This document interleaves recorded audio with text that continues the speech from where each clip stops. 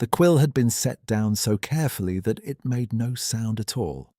Eleanor Vane stood at the writing desk in the estate office, the October morning pressing cold through the single window, and she read the column of figures she had just tallied for the third time because the first two had not made the sum come out to anything that could be called comfort. 412 acres. One aging steward whose eyesight was failing. 3 tenant rooftops that wanted rethatching before January. And beside her elbow, unopened but recognized by its seal, a letter from the College of Arms that had arrived with the morning post and that she had not yet permitted herself to open because the morning had already required enough of her. Mrs. Dorset brought tea without being asked. She set it on the corner of the desk and said nothing, which was the particular language of a woman who had kept this house for 30 years and had learned which mornings called for words and which called for the quiet solidarity of a warm cup. The estate office smelled of cold stone and old paper, and the faint residual wood smoke of a fire not built up enough the night before. Eleanor was grateful for all of it. She had heard what Sir Phineas said at the Cartwright supper. She had not been present. He would not have said it had she been. But Mrs. Holt from the village had relayed it the following morning with the unmediated enthusiasm of a woman who believed herself to be performing a kindness. He had said in front of 6 guests and 2 footmen that it was a small tragedy, the state of Ashmore, that the late Earl had left it to a woman who hadn't the breeding to manage it, hadn't the name to sell it, and hadn't the sense to accept a reasonable offer when one was placed before her. That she was, in the end, beneath the consideration of anyone with genuine standing in the county. Eleanor had listened to every syllable and had said, "Thank you," and had poured the tea, and had asked after Mrs. Holt's sister in Bath. She did not say what she thought. It had not, in her observation, made anything better to say it, and the cost of saying it was one she preferred to preserve for things that mattered. The letter from the College of Arms remained sealed on the desk. She left it there and went out to walk the grounds while the light held.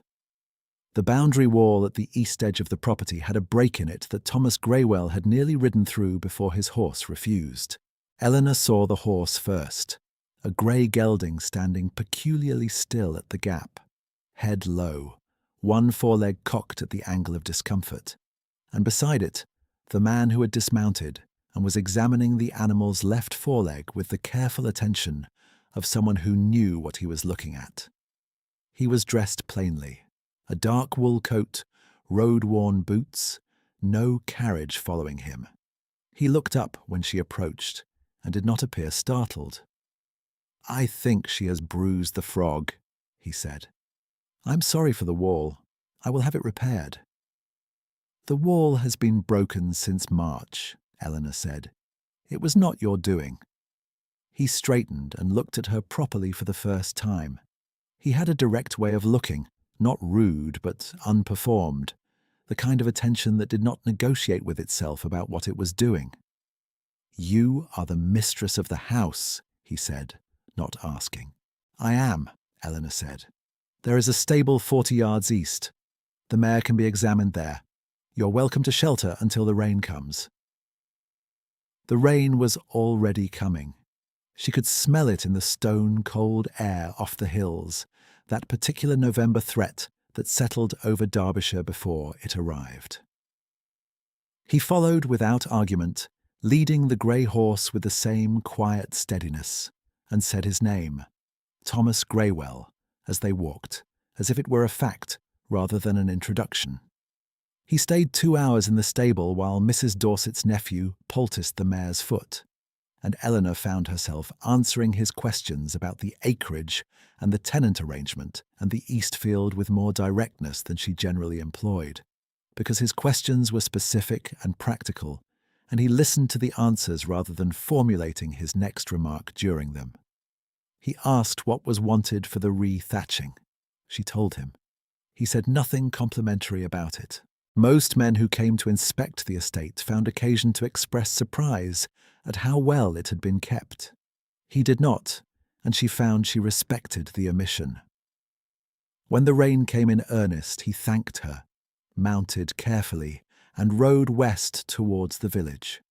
Eleanor watched him go and then went inside to open the letter from the College of Arms, which she had been putting off long enough.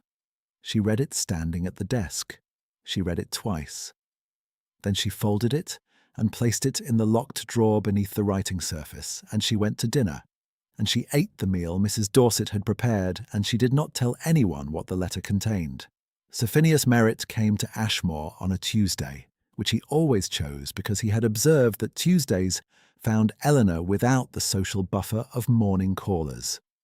He was a man of 50, broad across the shoulder, possessed of the particular confidence that accrues to baronets in counties where baronets have no serious competition. He sat in the drawing-room chair as if he had already purchased it, and looked at the room with the evaluative attention of an auctioneer. "I have had a surveyor look at the east field," he said without preamble. "The drainage is poor. I will need that remedied before any arrangement can be concluded." "I have concluded no arrangement," Eleanor said. She was seated at the other side of the room, upright, her hands resting on the arms of the chair. "Nor have I agreed to discuss one." "Miss Vane." He said her name with the patient condescension of a man explaining arithmetic to someone who had difficulty with numbers. "The estate is in arrears. The steward is 63 years old. You have no brother, no male cousin I am aware of, and no husband. The Ashmore entail expired with the late Earl. Without a recognised heir, this property has no legal protection from a claim. You know this." "I know many things," Eleanor said. "Then you know that my offer is reasonable." He reached into his coat and produced a folded document, which he set on the side table at his elbow. "The terms are unchanged. You may read them again at your convenience. The alternative is a legal proceeding that will take 2 years, and that you will lose." Eleanor said nothing. She looked at the document on the table. She did not pick it up. "I will leave it with you," Sir Phineas said, rising. He straightened his coat and looked around the drawing-room again with a slow, evaluative gaze, resting finally on the portrait of the late Earl above the mantelpiece. "I am sure you will arrive at sense." He left. Eleanor waited until she heard the carriage on the gravel before she stood, crossed to the document, picked it up, and placed it in the fire. She watched it until the seal had burned entirely. Mrs. Dorset found her there 10 minutes later and brought fresh tea without comment. Thomas Graywell had come to Sir Phineas's supper at the Merritt House on the Hargate Road, which Eleanor had known, and had therefore arranged to be elsewhere when the invitations went out.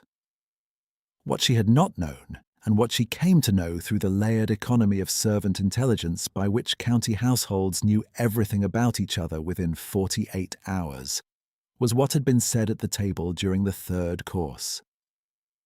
She had not been eavesdropping.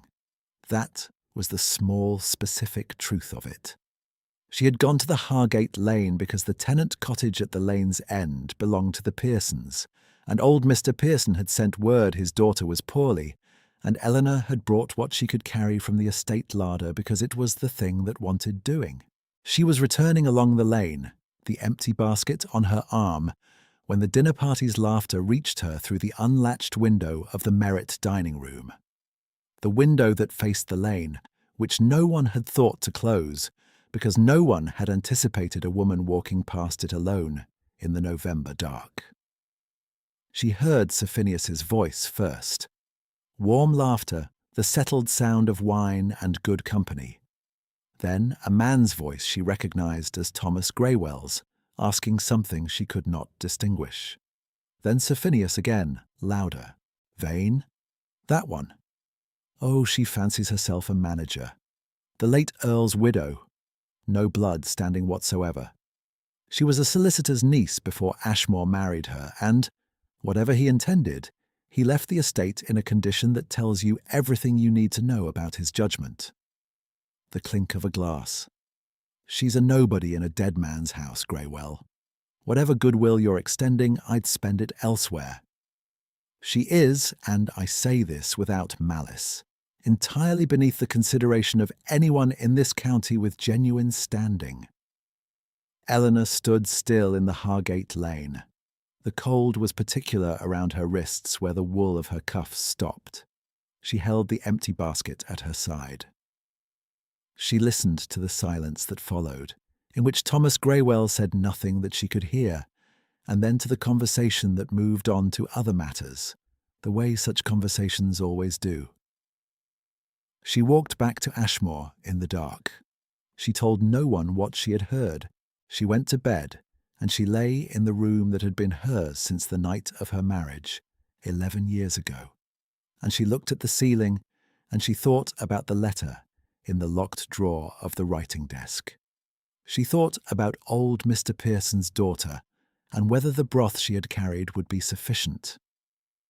She thought about the 412 acres that were hers in law, even if no one in the county had yet been compelled to acknowledge it.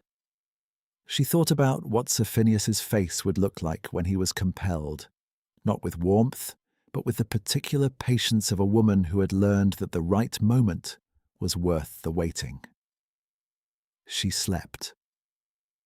3 days later, Thomas Greywell came to the east boundary wall again, this time on foot, with a mason and 2 workmen behind him, and a note in his hand that he held out to her. The note read, "Wall repair. Compliments of the man who let his horse through it." She looked at the note, and then at the mason, and then at Thomas Greywell, and said nothing. And he said, "You will permit it, I hope. The obligation is mine." "The wall was broken before your horse," Eleanor said. "And now it will be repaired," he said. He did not require her gratitude.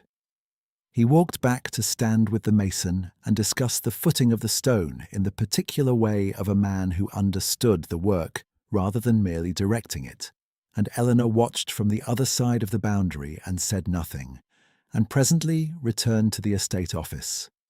She found him at the stile 4 days after that, the stile that crossed from the Merritt land to the Ashmore Eastern Walk.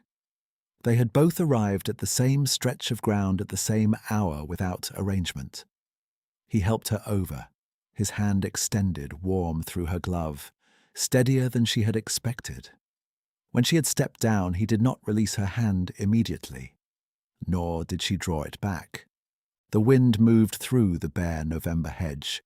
The hill beyond sat pale and patient under the overcast sky. "You walk east every morning," he said. "When there is time," she said. "I have been walking east also." He said it without the performance of casualness, which would have been worse. He said it as a fact offered for her consideration. She looked at him. He was looking at the hill. His hand held hers lightly in the space between them, the way one holds something one does not wish to damage. She felt the particular warmth of it against the cold of the air, and the particular awareness of her own pulse in a way she had not attended to in some years. "The stile will be icy in December," she said. "I will repair it," he said. And something in the way he said it made her look up at his face, and he was looking at her now, and he did not look away when she met his eyes, and neither did she. The hedge moved again. A rook called from somewhere above the east field and fell silent. His thumb moved the smallest degree against her gloved fingers, a motion so slight it might have been the wind. She drew her hand back gently. He let it go. They walked the length of the east boundary together and spoke about the drainage of the lower field and the condition of the Pearson tenancy, and the question of whether the winter barley had been sown late enough to matter. And by the time they reached the Ashmore gate, the morning had passed an hour, and she had not thought about Sir Phineas once. He came to the estate library on a Friday because she had made the error of mentioning, at the stile on Thursday, that the late Earl's collection included the correspondence of a land surveyor named Harrington, whose methods Thomas had apparently studied. He sat across the large table from her, turning pages with careful attention, and she sat at the other end with the estate ledger she had brought as a reason for being in the same room, and worked through the columns without absorbing any of them. The fire was low, and the November afternoon had given up what light it intended, and the candles Mrs. Dorset had set on the table between them made the room amber and warm and very quiet. The smell of the old library was dry paper and leather, and the cold that lives behind old wood even when the room is heated. It was the smell of a room used for thinking for a long time. He describes the lower drainage as a solved problem, Thomas said, not looking up from the correspondence. And then 3 letters later writes that it has not, in fact, been solved. That is true of most drainage, Eleanor said. He looked up at that, and for a moment he was looking at her with an expression that was not quite amusement and was not quite something else. She was aware of him in the way one becomes aware of a fire when the room is cold, not choosing to attend to it, simply unable to avoid the warmth. "May I ask you something?" he said. "You may. What do you intend to do? With the estate? With Merritt's claim?" He said it quietly, without the surrounding social padding that would have made it easier to deflect. "You have resources he has not accounted for. I think you know that, and I think you are waiting for something specific." She was quiet for a moment. The fire settled, one log shifting against another. "I know what I have," she said. "Then why have you not used it?" "Because the moment for it has not yet arrived," she said, "and because I would prefer it to arrive correctly." He looked at her for a long time. She did not look away. The candle between them burned steadily down. "I would like to stay," he said. The words arrived without announcement, without scaffolding. "In the county, in this vicinity." He looked down at the surveyor's correspondence in his hands, then back up. "I am not speaking of any obligation." Eleanor said nothing for a moment. She felt the warmth of the room in the particular way she had stopped permitting herself to feel things for some years.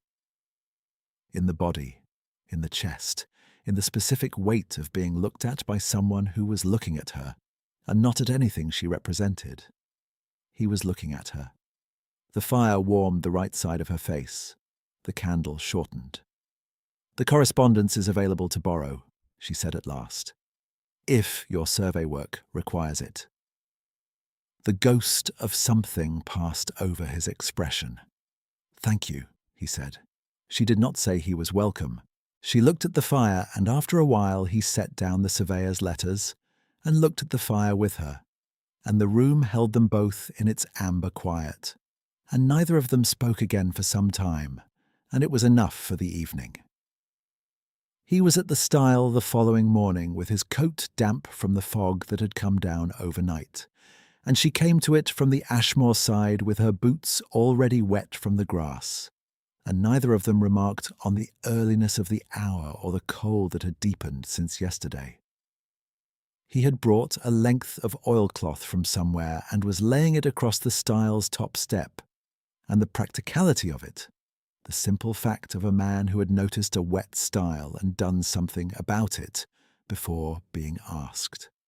It sat in her chest in a way she was not going to examine closely. She crossed.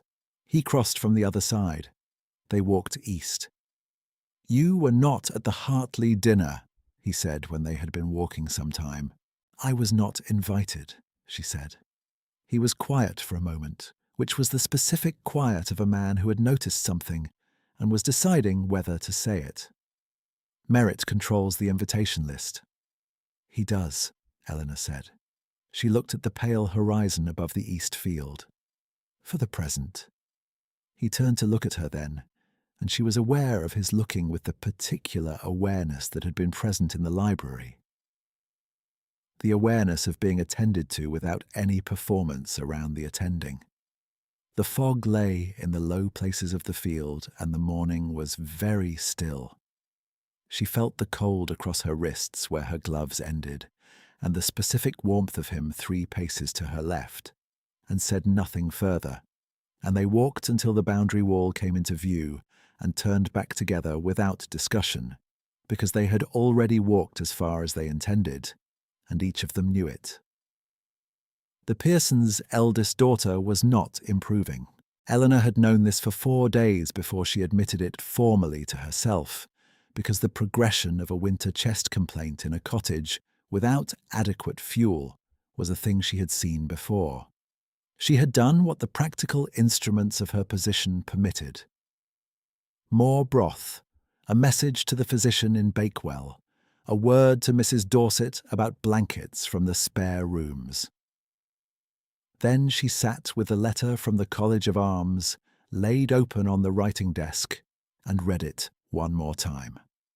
The full formal recognition of title and tenure, the legal standing that had been hers since the day her husband's solicitor had lodged the settlement papers in 1812.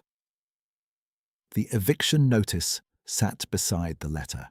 Sir Phineas's solicitor had delivered it the previous week, because the Pearson cottage sat on the boundary land whose ownership was in dispute, and Sir Phineas had chosen to interpret the disputed boundary in his own favour, and to act on that interpretation while the matter was still unsettled. The notice was dated the 1st of December. That was 6 days away. She reached for the quill. The document she drafted was precise. She had spent 11 years keeping the accounts of an estate, first beside a husband who was kind but undisciplined, and then alone. And she understood the language of tenure and precedent in the way one understands a tool held for a long time. She named herself correctly Eleanor Mary Vane, Countess of Ashmore in her own right, the title having passed to her under the specific terms of the late Earl's settlement, confirmed by the College of Arms under the date of the enclosed certificate. She set out the boundary in question using the survey markers her husband had commissioned in 1813. She described the Pearson tenancy as falling wholly within the Ashmore holding by 6 yards and 11 feet. She noted that the eviction notice was without legal foundation. She signed it with her title and sealed it with the Ashmore seal, which she had kept in the locked drawer because the habit of keeping it there had been her protection while she waited for the correct moment. The correct moment, it turned out, had a woman and 2 children in it. That was sufficient. She gave it to the Bakewell Post that afternoon. Thomas Greywell was at the East Stile the following morning, as he had been every morning that week. He helped her over without ceremony, and when she had stepped down he did not release her hand, and she did not draw it back, and they stood in the December cold, with the hill pale ahead of them, and the frost on the hedge, and everything very still. "You have done something," he said. He had the particular perception of a man who had been attending to her long enough to read the change in her posture. "I have sent a letter," she said. He waited. She did not elaborate. He did not press her. He turned her hand in his and looked down at it, and then he raised it, held it a moment close, and let it go, and they walked east together into the December light, with the frost breaking under their feet and the pale hill ahead. Sir Phineas had convened a dinner to celebrate what he was calling the resolution of the Ashmore boundary matter. He had done this before the response to his solicitor's eviction notice had reached him, which was an error of timing, but not the only one he had made that week. The dinner was 12 covers at the long table in the Merritt dining room, 6 of Sir Phineas's county allies and their wives, and Mr. Cavell of Cavell and Marsh of Lincoln's Inn, who had arrived from London that morning by post, and whom Sir Phineas had invited because Mr. Cavell was handling the legal formalisation of the boundary transfer. Thomas Greywell was present. Mrs. Dorset's intelligence was reliable. Eleanor had been invited also, which she understood to be a performance of magnanimity, an opportunity to accept the arrangement in front of witnesses, which would make her compliance public, or to refuse it, which would make her isolation complete. She arrived at the Merritt house at 7 in the evening in the late Earl's carriage, and wore the grey-green silk gown she had last worn to a London assembly 9 years ago, which still fitted because she had not changed substantially in 9 years. She carried in her reticule the copy of the letter she had sent to Sir Phineas's solicitor, and the second copy of the College of Arms certificate, made because she had known she would need it tonight. Sir Phineas met her at the door with the expansive warmth of a man who believed the evening would proceed as he had arranged it. He brought her into the drawing-room and introduced her to the assembled guests with the fond condescension of a man presenting a problem he has nearly solved. Mr. Carville was standing near the fireplace. He was a small, precise man of 60 with spectacles and the patient expression of a solicitor who had attended many arrangements in his career. When Eleanor entered, he turned and looked at her with the careful attention of a man who had read her correspondence and was now verifying the document's account against the person it described. Something changed in the quality of his attention as he looked at her. "Miss Vane," Sir Phineas said, bringing her across the room, "may I present Mr. Cavil, who has come down from London on our behalf?" Mr. Cavil looked at Eleanor. Then he said, "Miss Vane." And then, with the quiet precision of a man correcting an error before it compounds itself, "I beg your pardon, my lady."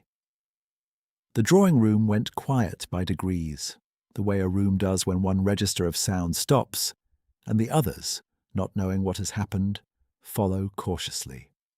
The conversation at the mantelpiece continued another half-sentence, and stilled. The two women near the window turned. The man at the drinks table set down his glass. Sir Phineas said, "I beg your pardon." "I received the correspondence from Lincoln's Inn this afternoon," Mr. Cavil said. He was speaking to Sir Phineas, but had not looked away from Eleanor. "Regarding the Ashmore boundary, I also received through the post this morning a letter and certificate from the College of Arms which had not previously been brought to my attention." He reached into his coat and produced a folded paper.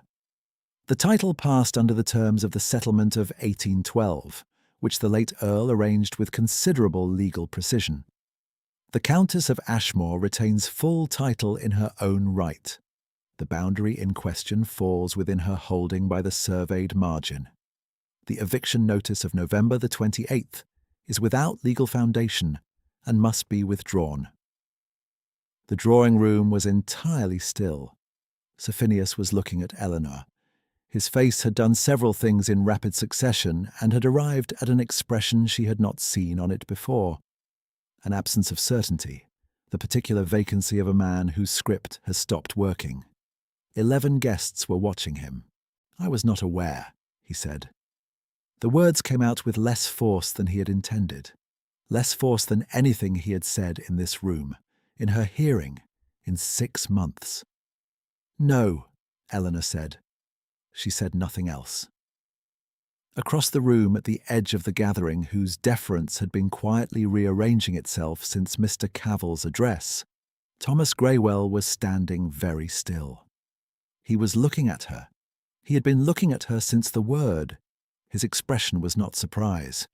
It was something more considered, the expression of a man revisiting a long sequence of impressions with new information, and finding that the new information did not change the weight of what he had already decided, only confirmed it. "I had thought," Sir Phineas began, and stopped. "The entail. I had understood from my solicitor that the entail had lapsed." "The late Earl's solicitor was more thorough than your solicitor's inquiries," Mr. Cavell said, with the dry brevity of a man who had earned his fee and was prepared to move on. The woman near the window turned to her companion. The man at the drinks table picked up his glass and moved 2 steps away from Sir Phineas, not significantly, but specifically, the way one steps back from an association that has suddenly become complicated. Mr. Farley, who had been mid-story when the room went quiet, did not attempt to retrieve his story. Sir Phineas looked at the room. He looked at Eleanor. He looked at Mr. Cavell. He looked at his dining room full of county neighbours whose opinion was the only currency he had ever seriously spent, and he appeared to understand that this was the particular moment the currency was worth less than it had been when the evening began. "I was not informed," he said for the third time. Eleanor inclined her head. It was the smallest possible acknowledgement, not forgiveness, and not cruelty. Precisely what the moment required, and no more. Dinner was served. The arrangement of the table had not changed, and no one had the composure to change it, but the nature of the room had changed, and everyone at the table could feel it as clearly as the December cold at the windows. Sir Phineas attempted conversation 3 times, and found it landing differently than it had on every previous occasion in his own dining room. The deference he was accustomed to had not vanished. These were his neighbours, his guests, but it had thinned the way ice thins in late February, and everyone could hear it. Thomas Greywell spoke to Eleanor across the table twice, unhurried, with the manner of a man who had decided he was going to and saw no reason to pretend otherwise. Once about the drainage and the surveyor Harrington's methods, which made the woman beside him turn and look at Eleanor with an interest that had not been present when the evening began. Once about the Pearson tenancy and what remediation was wanted for the cottage rooftop before January. He spoke to her as one speaks to someone whose authority over the subject is established, whose opinion governs the matter, and the table heard that also. When the carriage was brought round and Eleanor stood in the Merritt doorway with the December cold coming in from the drive, Thomas Greywell was behind her, his own coat in his hand. "Allow me to see you to the carriage," he said. She did not tell him it was unnecessary. They walked out onto the frost-stiff gravel. The coachman sat on the box with the stoicism of a man who had waited in the cold before. The night above the Derbyshire hills was very clear, the kind of clear that arrives after days of grey, the stars present and specific. "You knew," he said quietly, when they were near enough to the carriage that the house could not hear, before Cavell spoke. "I have known for some weeks," she said, "and you waited." "The Pearsons needed the boundary settled before the eviction date," she said. "The moment wanted a reason." He was looking at her in the way that had no performance in it, had never had performance in it, from the first afternoon at the east wall. The frost settled in the gravel. A light from the house behind them laid a long, yellow stripe across the drive. She was very aware of the cold and of the warmth immediately beside her. "I would have told you," she said, "if there had been a correct moment." "You told the College of Arms," he said, and something in it was warm rather than reproachful, the warmth of a man who had understood what she had done and why she had done it in that order. "The College of Arms does not complicate things," she said. He looked at her for a moment, the frost bright on the collar of his coat, and then the corner of his expression arrived at something she recognized as the dry warmth she had seen in the estate library 3 weeks ago over the surveyor's correspondence, and she felt in her chest the specific, answering warmth of being known. "My lord," the coachman said from the box above them, in the plain address of a man who had served a long time and used titles as naturally as he used the reins. Eleanor looked up at the coachman and then back at Thomas Greywell, who had gone very still. "You are a viscount," she said. "Greywell is the family name," he said. "The viscountcy is Braymore. I was not concealing it. I was simply not announcing it." A pause, brief and honest.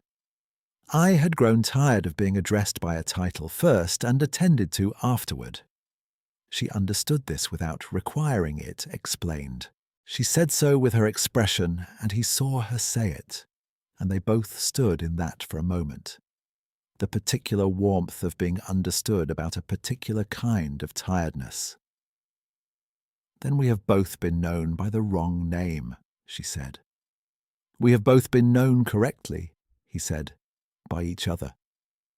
He handed her up into the carriage with the same steady warmth he had brought to every threshold between them, the same quality of attention that had not altered across 2 months and 1 revelation and the whole weight of a Derbyshire winter. She settled onto the seat and looked out the window as the carriage moved down the Merritt Drive, and she saw him standing on the frost-white gravel watching her go, his coat still in his hand, the Derbyshire night clear above him. She looked forward. The estate drive came up gold in the carriage lamps.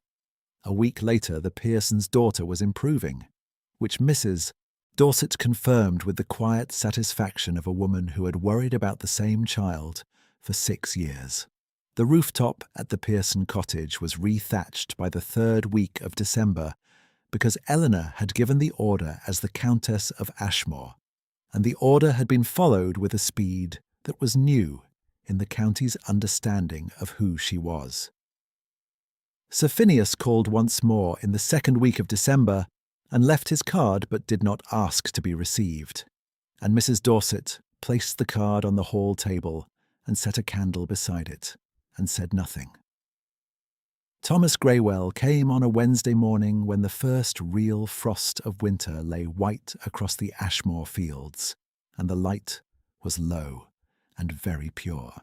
She saw him at the gate before he saw her, crossing the boundary field in his plain, dark coat, carrying nothing, walking with the same direct purpose with which he did everything, and she thought that she had spent 11 years in this house before understanding the particular relief of being seen by someone who was not deciding who she was allowed to be. He came through the gate and looked at her. She looked at him. The frost lay on the ground between them, clean and cold, and the air was still enough that she could hear the rooks in the east wood and nothing else. "I have written to my mother," he said. "She will wish to call." "Your mother is welcome to call," Eleanor said. "She will not call alone. She will bring my younger sister and my aunt, and they will collectively form an opinion of Ashmore before lunch and share it with the county before dinner. Then I will have Mrs. Dorset prepare for 4, Eleanor said. He looked at the frost. He looked at the hill.